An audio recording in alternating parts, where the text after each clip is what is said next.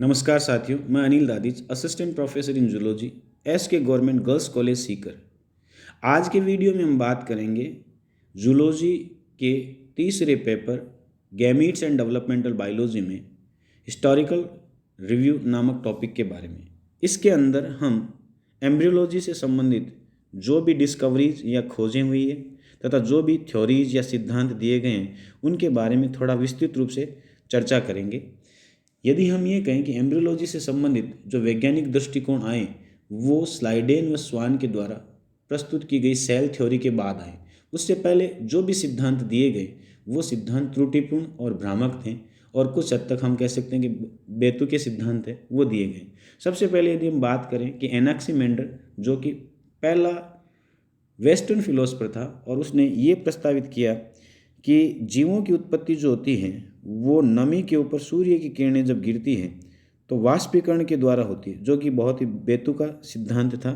उसके बाद में एम्पीडोकल्स, जिसे विकासीय संकल्पनाओं का जनक कहा जाता है, ये एक ग्रीक फिलोसफर था और उसने ये बताया कि भ्रूण का आंशिक भाग माता से व आंशिक भाग पिता से प्राप्त होता है, यानी दोनों के सीमन जब आपस में मिलते हैं तो भ्रूण की उत्पत्ति होती है। इन सिद्धांतों में सबसे ज़्यादा ध्यान आकर्षित करने वाले सिद्धांत जो थे वो अरिस्टोटल या अरस्तु के द्वारा प्रस्तावित किए गए सिद्धांत थे। अरस्तु का नाम एम्ब्रियोलॉजी में, फिलोसफी में बड़े सम्मान के साथ लिया जाता है। अरस्तु की जो रुचि थी वो भ्रूण विज्ञान के अलावा जंतु वर्गीकरण और दर्शन सिद्धांत में भी थी।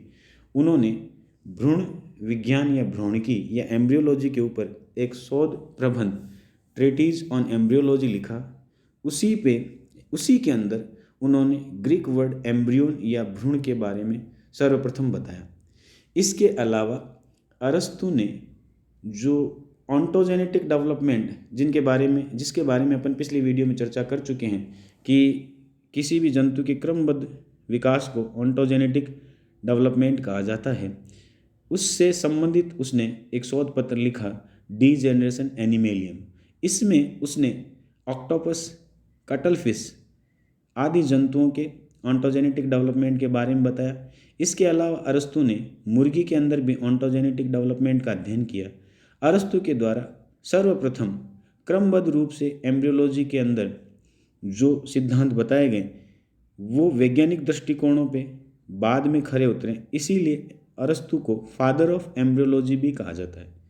अरस्तु ने ही अपना जो क्लासिफिकेशन या जंतुओं का वर्गीकरण जो प्रस्तुत किया था उसमें उसने जंतुओं के डेवलपमेंट या विकास को आधार बनाया।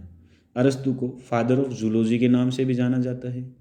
अरस्तु के बाद जिन वैज्ञानिकों ने कुछ महत्वपूर्ण खोजें की या कुछ महत्वपूर्ण सिद्धांत दिए उसमें हार्वे और मेलपिगी का नाम है। इन्होंने मुर्गी के विकास की विभिन्न अवस्थाओं के ऊपर प्रकाश डाला। इसके अलावा यहाँ पर ग्रेफ का नाम भी सम्मान के साथ लिया जाता है। उन्होंने अंडाशय के अंदर मानव अंडे के बारे में बताया और अंडा या एक शब्द उन्होंने दिया।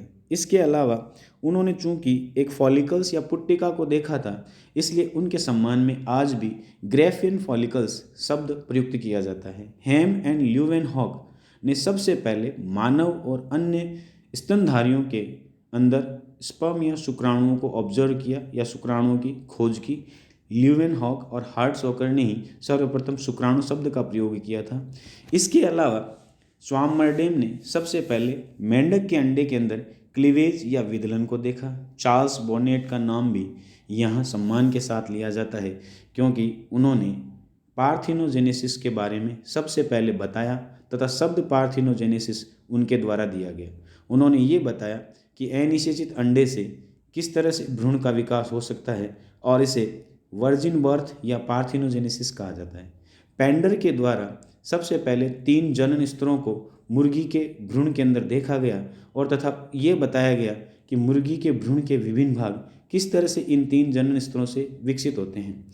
कार्ल अर्न्स्ट वॉन बेयर, जिन्हें फादर ऑफ मॉडर्न एम्ब्रियोलॉजी कहा जाता है, उन्होंने अपनी जर्म लेयर थ्योरी है वो प्रस्तुत की। इसके अलावा थ्योरी ऑफ एपिजेनेसिस उन्होंने प्रस्तुत की। विल्हेम रुक्स के द्वारा मोज़ेक थ्योरी ऑफ डेवलपमेंट वो प्रस्तुत किया गया। विल्हेम रुक्स को एक्सपेरिमेंटल एम्ब्रियोलॉजी का जनक या फादर ऑफ एक्सपेरिमेंटल एम्ब्रियोलॉजी कहा जाता है। उन्होंने ये बताया कि अंडे के विभिन्न भागों का भविष्य पहले से निर्धारित हो जाता है।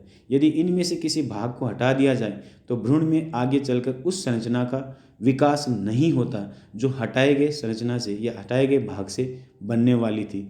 इसके अंदर हमें सबसे ज़्यादा फोकस करने की ज़रूरत है तो अरस्तु के बारे में है, जिन्हें फादर ऑफ एम्ब्रियोलॉजी कहा जाता है। इसके अलावा फादर ऑफ मॉडर्न एम्ब्रियोलॉजी जो कहा जाता है वो वॉन बेयर को कहा जाता है। फादर ऑफ एक्सपेरिमेंटल एम्ब्रियोलॉजी जो कहा जाता है वो विल्हेम रुक्स को कहा जाता है। इनके बारे में हमें ध्यान रखना है। कुछ खोजें जैसे ग्रैफ के द्वारा अंडे को देखा गया, ल्यूवेनहॉक को सबसे पहले स्पर्म को ऑब्जर्व किया गया, इन सब के बारे में हमें ध्यान रखना है।